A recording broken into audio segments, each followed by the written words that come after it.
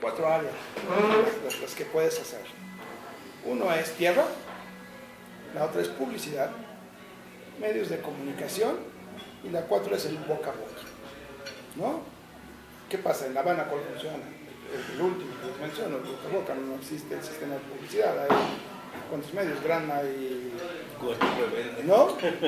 ¿Qué pasa en El Salvador? ¿Qué pasa en Nicaragua? ¿No?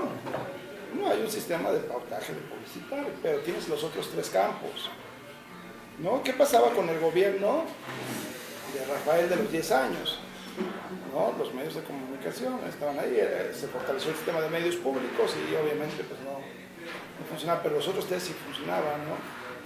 ¿Qué había? ¿No? Las sabatinas diarias, el programa, ¿no? Todos los diferentes mecanismos que te complementan este cuarteto de acciones para poder llegar a tu comunicación, ¿no? Por ejemplo, ¿qué pasa con Fidel? Pues Fidel era el personaje así fuerte, sólido, que iba a todos y que tenía un sistema de comunicación, ¿no?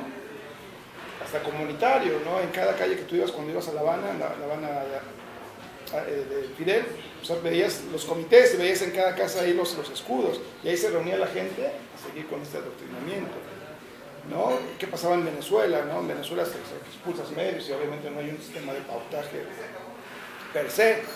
El 80% sí. De las televisoras y de las radiodifusoras y de los medios impresos venezolanos son privados. Claro. El 80%. Es correcto. Y dentro de ellos, el 100% están con la oposición. Es correcto. Pero es más fuerte, ¿no? Todo ese sistema subterráneo. Estamos midiendo Venezuela. Y si me permiten lo puedo demostrar, no con mi dicho, sino con datos, ¿no? En los datos que nos da de la medición de Venezuela, porque vamos a hacer campaña presidencial ahí, nos da un alto nivel de aprobación del presidente. Un 50%.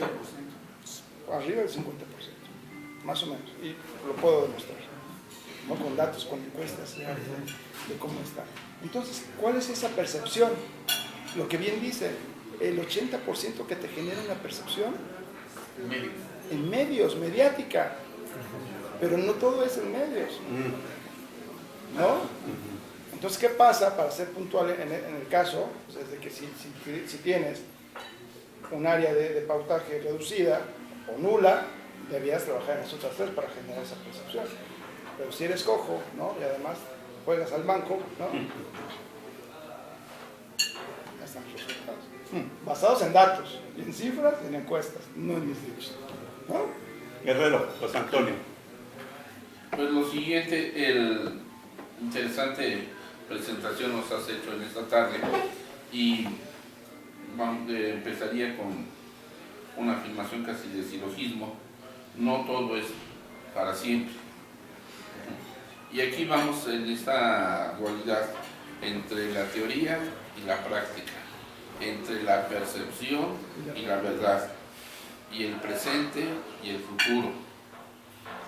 Y en esas mañaneras que se han estado mencionando, yo veo una alta carga hacia el futuro. Haremos esto, o vamos a hacer aquello. Es eso, ese futuro. Y ese futuro, pues, resulta incierto. Resuelve el presente y lo señala. Y tú hablabas de, con base en los datos que nos has señalado, no los cuestiono, nada más los señalo, de un 60 a un 80. Y así como sube, o como tiende a subir dentro de estos silogismos, tendría en un momento dado a caer, o puede caer, si alguna de esas crisis que pueden surgir no está bien manejada. Entonces la pregunta va en ese sentido. Entonces, como que estamos en una esfera que es una percepción, pero no es la verdad. La realidad. La realidad.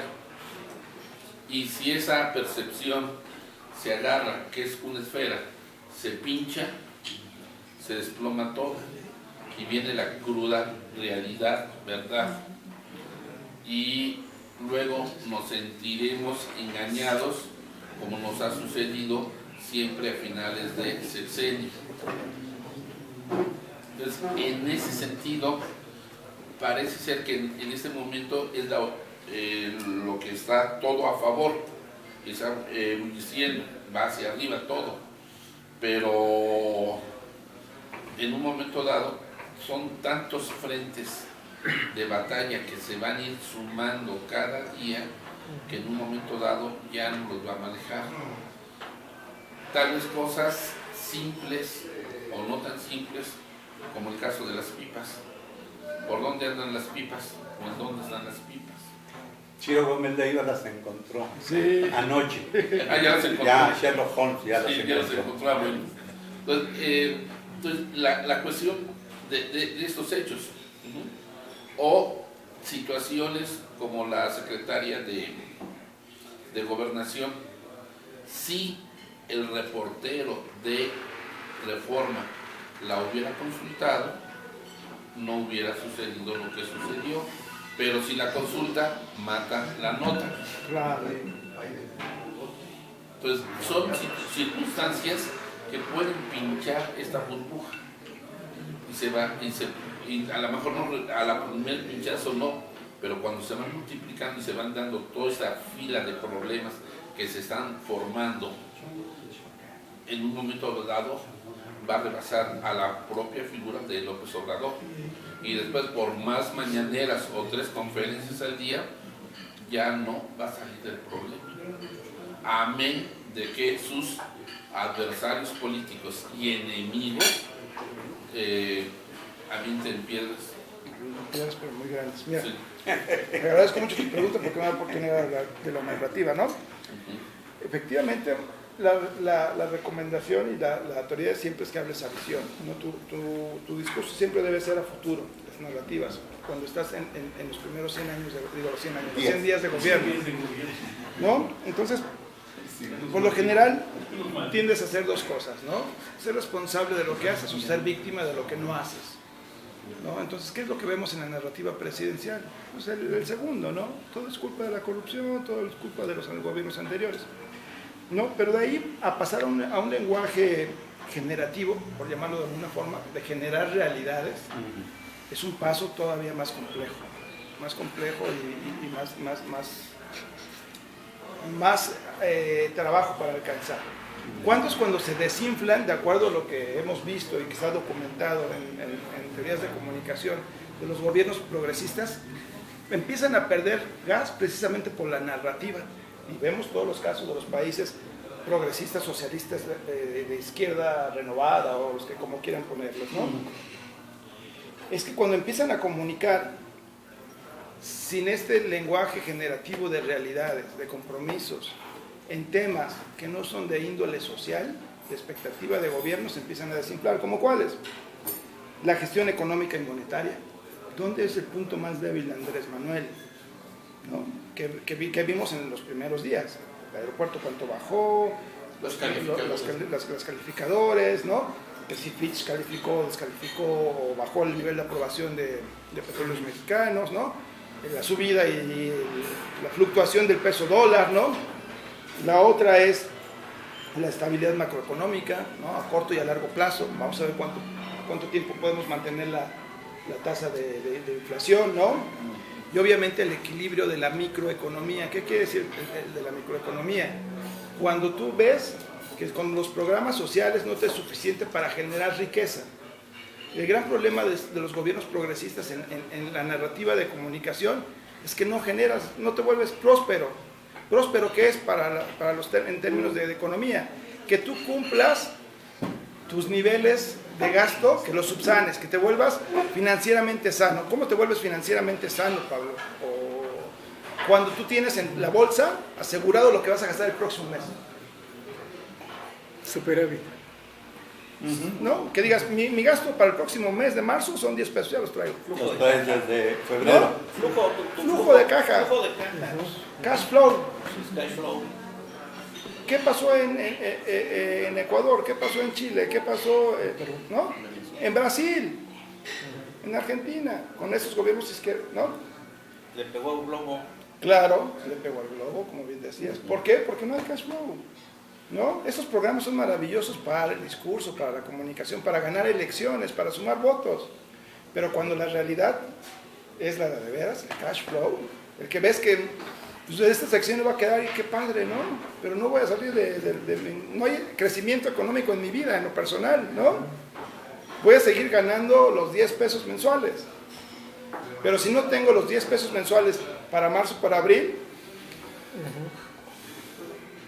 los gobiernos progresistas pierden gas y surgen figuras fuertes, ¿no?, de los lados contrarios. Veamos el caso brasileño. Sí. ¿No? El extremo. Veamos el caso Macri, que salió otra decepción, pero bueno, es otra historia. Veamos Macri y veamos, ¿no?, veamos Bolsonaro, que son del lado contrario de la moneda, ¿no? Y cómo se compone. Pero por lo pronto sí, es lo recomendable, ¿no? ¿Qué les recomendamos? Habla en el futuro, pero eso se va acabando porque estás dividido, los gobiernos deben de tener un concepto rector. El primero es visión, la otra es misión, la otra ya es cumplimiento, ¿no? ¿Cuándo se espera que ya hayas cumplido y que sí se vean los beneficios? En el tercer año. Con cumplimiento haces transferencia de activos de gobierno para elecciones.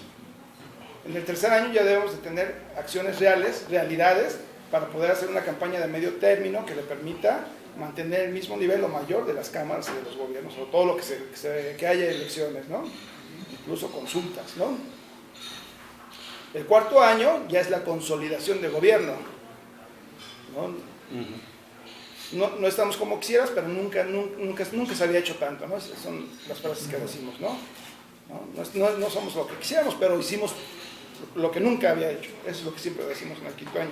Y el sexto es la consolidación y el legado. El cómo vas a ser recordado.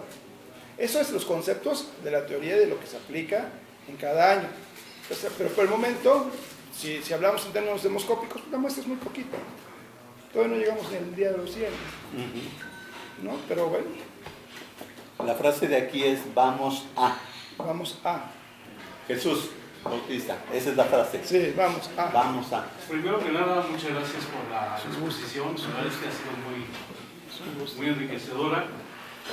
Yo tengo dos preguntas solamente. Argumento un poquito la primera.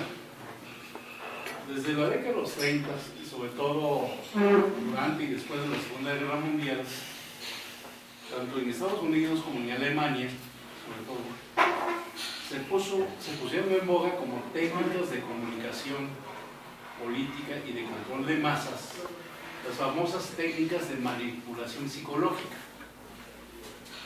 Esas tuvieron diferentes variaciones, obviamente, pero estaban sustentadas en estudios psicológicos, en las conclusiones de los grupos de psiquiatras que tenían justamente la misión de modificar la mente, o modificar esa.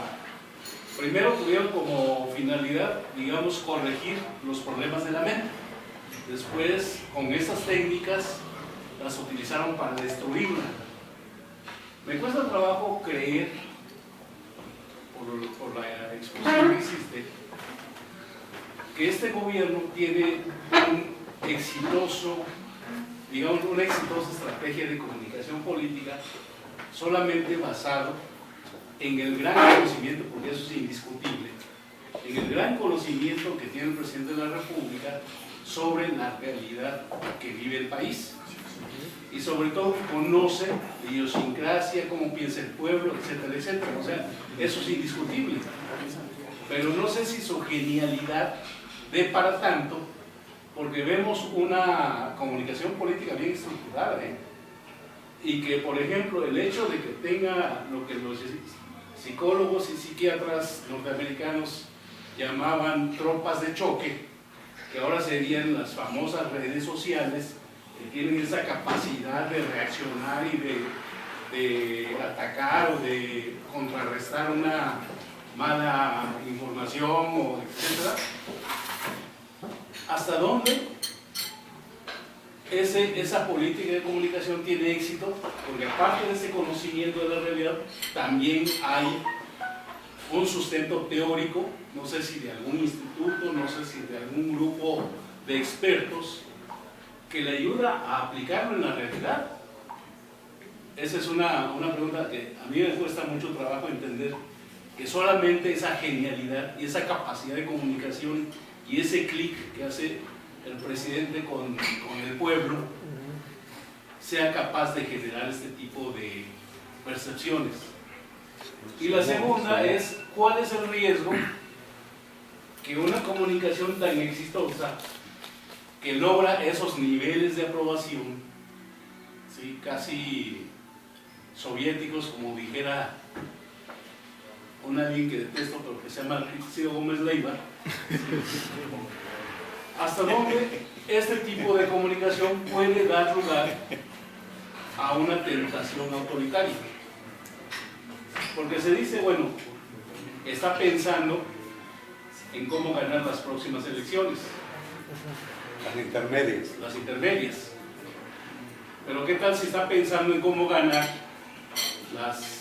el 24? O sea, todo este proceso que estamos viviendo, ¿hasta dónde puede ayudar a consolidar un objetivo, no sé, estratégico oculto? ¿No será eso lo que está realmente detrás de toda esta estrategia? Porque se conjunta, o sea, el manejo de la comunicación política con el manejo que se le está dando a los programas sociales, desde el programa de Jóvenes hacia el Futuro, etcétera, etcétera, etcétera, las 100 universidades, hasta no, o sea, todo. O sea, es un diseño muy, me parece que muy maquiavélico inclusive.